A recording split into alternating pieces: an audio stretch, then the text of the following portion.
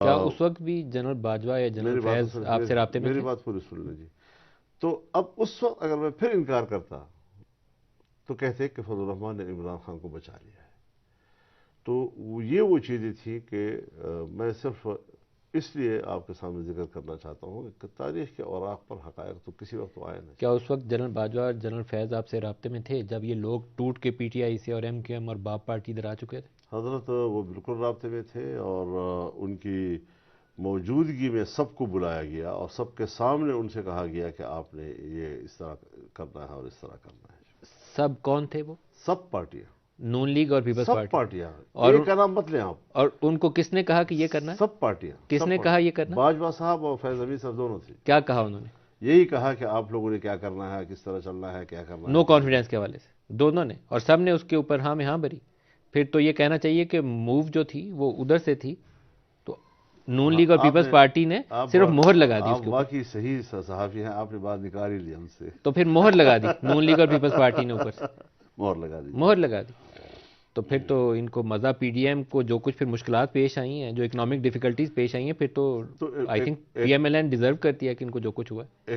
Economic جو difficulties آئی ہے تو یہی کہا جا رہا ہے بطور دلیل کے کہ جو شہباز شریف صاحب کی حکومت تھی وہ 1.5 سال میں ڈیلیور نہیں کر سکی اور مہنگائی کم نہیں کر سکی، بڑھتی چلی گئی.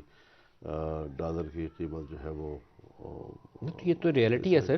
صحیح ہے. آپ کو ایسا نہیں لگتا؟ لیکن میرا جو مقدمہ ہے وہ یہ ہے کہ پھر اس کا اثر تو پنجاب میں ہونا چاہیے تھا، پھر اس کا اثر تو سندھ میں ہونا چاہیے تھا.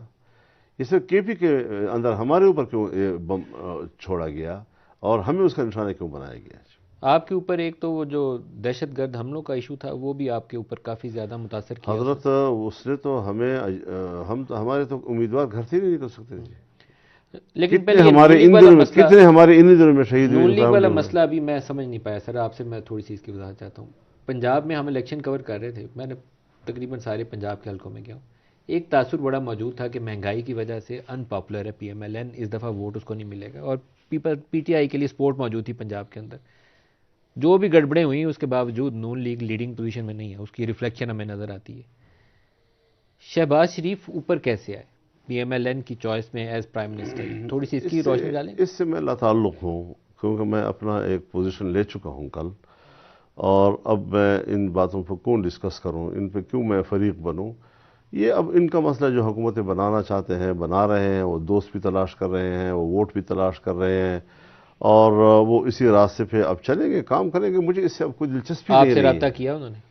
رابطہ کیا، تشریف لائے تھے شہباز شریف پھر صاحب. آپ نے کیا کہا انہیں؟ میں نے کہا جی آپ اپوزیشن میں بیٹھے ہیں، حق تو یہ ہے. پھر انہوں نے جواب کیا دیا؟ چلے گئے بغیر جواب دیے. جی. نواز شریف صاحب نے آپ کو کال نہیں کیا؟ نہیں، ان کا کال نہیں.